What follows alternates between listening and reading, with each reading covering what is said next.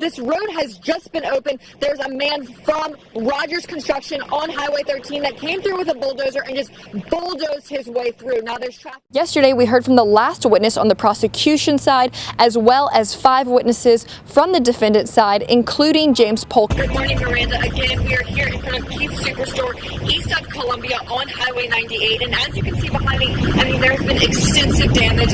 You can see roofing nails on the ground. There's trash cans. The windows have been broken through. Circus is back in town, and it is a ton of fun for all ages. You could even ride an elephant just like this. Rusty Keys says that he does feel that they were able to clear this case with charges that did fit the crime, but he does hope that this bill does pass. Behind me is where the mobile home was located. The 5 children were inside when they were sucked up by the twister. They landed here in the woods, about 500 feet from where their home once stood. You can use your debit or credit card and come to the self-service kiosk where you can get stamps, mail packages, letters, or anything else that you may need. Standing in front of the flamingo habitat here at the Hattiesburg Zoo, where the flamingo was taken early Tuesday morning. Now, I spoke to the zookeepers earlier today, and they said that one flamingo in particular is acting almost as if he's heartbroken. They suspect that that could have been her mate. I'm also here with Rick Taylor, who oversees the Hattiesburg Zoo. The state premiere screening will take place right behind me at the Hattiesburg Library on January 22nd.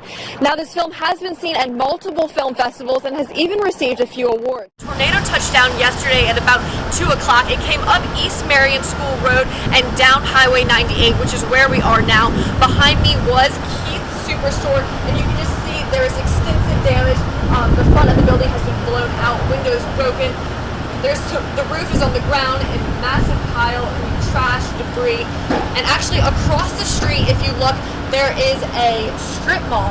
And 4 fatalities here in the Pine Belt, 2 of which were in Columbia, 2 in Jones, and that is actually where one of the fatalities allegedly happened. And let's just walk this way real quick, and this is actually MEMA's public information officer, and he's just going to give us a brief update about anything that we know now that the sun has risen. We're out evaluating damage. I know you guys are also getting help with FEMA. What exactly is going on? Now, just again, we did speak with Mississippi Highway Patrol, and they did say all highways in the area are open. So anyone that is traveling for vacation purposes or the Christmas holidays, just know that you can take these roads, but they're asking if you can to please avoid. There is still debris. A deputy U.S. Marshal and 2 other people has died. The East Baton Rouge Parish Coroner's Office says 31-year-old Jamie Kroom died this morning at a Baton Rouge hospital. But it was a special music therapy session in a Houston hospital that not only triggered Kathy to open her mouth for the first time, but it proved that with a couple of notes and a song, anything is possible. Of state to approve the filing of any lawsuits in which the state could win more than $250,000. While most Republicans supported the bill, 13 opposed it and 3 did not vote. The pet of the week is at the Hub City Humane Society in Oak Grove. Virginia Chedham tells us about a cute 8-week-old terrier mix named Dakota. The Sheriff's Department is mourning the loss of one of their own. 58-year-old Johnny Gadsden died last night after complaining of a shortness of breath. He went to lie down and within minutes was unresponsive. And when they said that, my heart just dropped in court. That was Donna Michaels' reaction to 2 guilty pleas by Sean Logue and Thomas Nichols, both charged in connection with the murders of Logue's parents in July of 2012. According to the police report, this is the home where Sean's parents, Rebecca and Gerald Hudson, were found dead with gunshot wounds. Family members say the Hudsons had lived here for years. 2.5 years later, Tuesday's court action means the case is almost closed, but Michael still doesn't believe justice has been served. Logue is her nephew, and after pleading guilty today to 2 counts of murder, he could get 2 life sentences.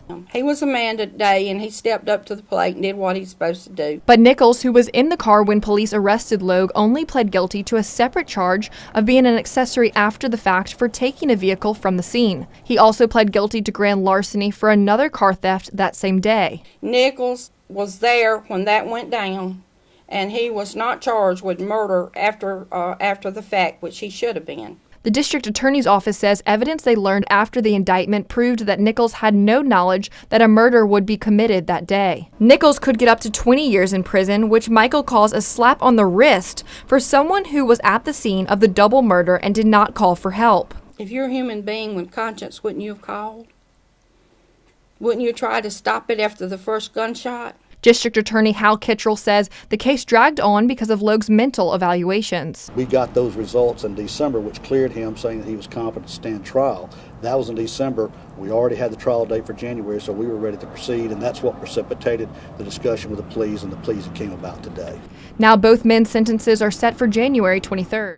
Boom, it hit. And we just got on our knees, and the walls started just breathing. Dorothy Walters knows she is lucky to be telling her story after a tornado tore through town less than 2 weeks ago. The wall was breathing in and out, and we just started calling on the name of Jesus. Like so many in Columbia, she and her family begin a new year with their lives in shambles and their home in pieces.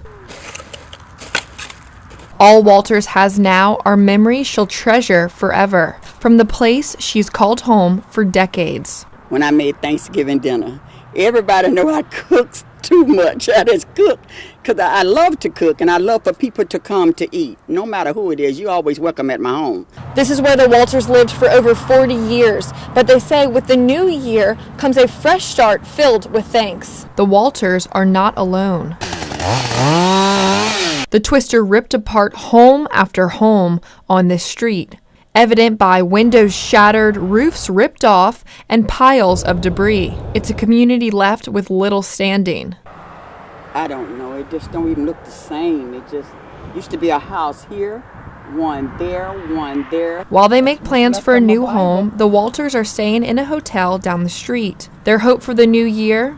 That their neighborhood comes back together and back to life just as it was before. Bailey Maloney for 7 on your side. Negative experience at my job when I found out, a fellow employee that I trusted was videotaping me inappropriately. Marie Smith is referring to former University of Southern Mississippi staff member Quandam Ben, who was charged with 7 misdemeanor counts of stalking and 7 counts of disturbing the peace. She was one of Ben's victims. I knew that I had to do something to stand up for myself and stand up for the future generation, my kids and my grandkids. She did so by contacting Senator Joey Fillingane for guidance in updating the current statute of voyeurism. When she started describing to me what had happened to her, and she told me that there was virtually nothing that the university or the law enforcement authorities could do under the current statute, I was dumbfounded. Fillingane says he helped with no question. If someone had done that to my sister or my friend and had only gotten a slap on the wrist at the misdemeanor level, I would be infuriated. And so, Fillingane sponsored the bill. If passed, this legislation would provide a tougher penalty by making it a felony for anyone that invades the privacy of another person by photographing or video recording another individual without his or her consent. Rusty Keys was the lead investigator for this case. He feels that they were able to clear the case with charges that fit the crime, but he hopes this bill does pass because it would give more teeth to the crime of voyeurism. We had to be creative and look at the laws that we had standing, and we went with disturbing the peace, which was an act of an offensive act toward another, and stalking. But this will actually give us a law to use to charge exactly for filming without consent under someone's clothing. If the legislation passes, a conviction could lead to a maximum of 5 years in prison and a $5,000 fine. Also, the case has been turned over to the Forest County Justice Court.